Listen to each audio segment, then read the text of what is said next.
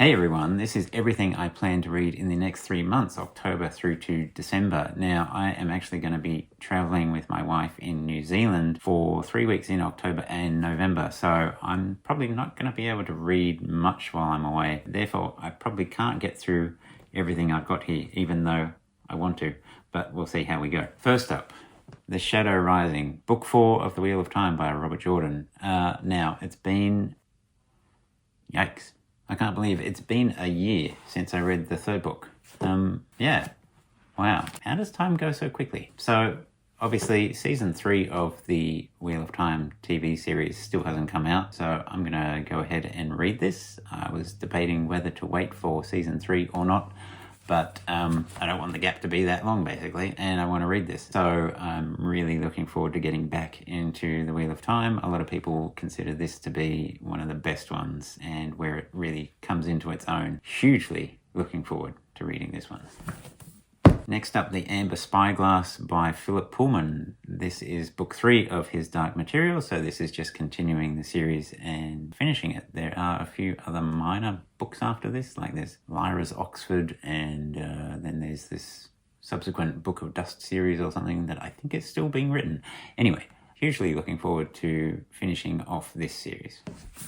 Next up is The King of Elfland's Daughter by Lord Dunsany. Now, this was written in 1924, so this is one of these this is one of those origins of fantasy type books. So before Lord of the Rings, there was fantasy, and this is one of the very well-known ones. It's pretty short, and Ed over at Dutch Greybeard is also reading this, so it'll be interesting to see how our thoughts compared after our experiences reading Fantasties, where he DNF'd it, and I thought it was okay, but I can understand why he DNF'd it. Anyway, hopefully this one is not a DNF. The Citadel of Chaos by Steve Jackson. So this is Fighting Fantasy number 2. This is just continuing on my reading through of all the Fighting Fantasy books. I seem to recall this one being quite clever. Steve Jackson is a bit more interesting in his design of the game books than Ian Livingstone, and this one is solely Steve Jackson. So looking forward to rereading this. I read it many, many years ago. How to Speak Dragonese by Cressida Cowell. So this is How to Train Your Dragon book 3. So this is just continuing that series. These are very short, quick reads. Next up, Dirk Gently's Holistic Detective Agency by Douglas Adams. So I've finished the 5 books of the Hitchhiker's trilogy written by Douglas Adams. So this one was actually written before the 5th Hitchhiker's book. So I thought I'd read this and the next Dirk Gently and then go on to read The Salmon of Doubt, which has more information about hitchhikers, but also an unfinished Dirk Gently novel or something, and then read Owen Colfer's 6th hitchhiker book. This is a reread for me. I read it many, many years ago and really enjoyed it. So I'm expecting a 4 or 4.5 star for this one. 3001 by Arthur C. Clarke. This is part of the 2001 series. This is the last one in the series, the final Odyssey, book 4. And I really enjoyed 2061, so I'm kind of keen to continue and finish off the series. I'm not sure whether I'll get to this. Hopefully I will. Really looking forward to this.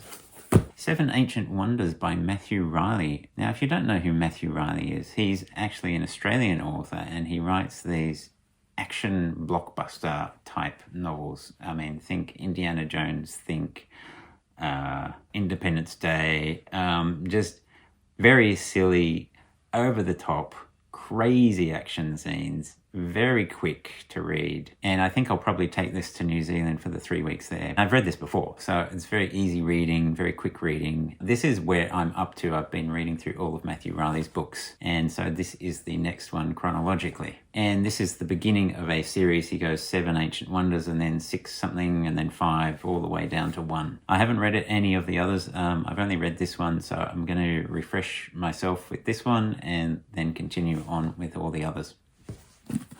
And then these are some maybe books if I get to them. Moonraker by Ian Fleming. So this is the 3rd James Bond novel. It's interesting reading these and seeing how they differ from the movies. I mean, this was written before the 1960s, so the space race hadn't even begun at this stage. So it's going to be very interesting to read this one. The Little Prince by The Little Prince by Antoine de Saint-Exupery. This is a classic that gets recommended by all sorts of people. It's pretty short, and so hopefully I can just squeeze this in somewhere. I have actually read the first couple of chapters, and it's very out there. It's very allegorical. So yeah, it's the kind of book that makes you think.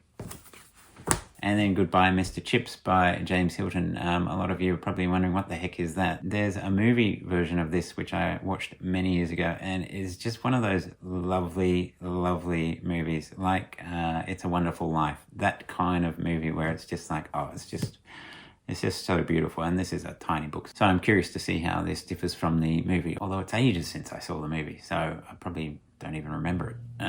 But I just remember that the movie was wonderful, so hopefully the book is wonderful. I'm looking forward to all this, so hopefully, if I don't get bogged down... Oh, I'm also going to be finishing Crime and Punishment. I've got a bit over 250 pages to go of that. Maybe I'll continue reading How to Train Your Dragon while I read this. Which of these are you interested in hearing my thoughts on? Leave a comment down below. Also, remember to like and subscribe, and I will see you in the next video. See you later.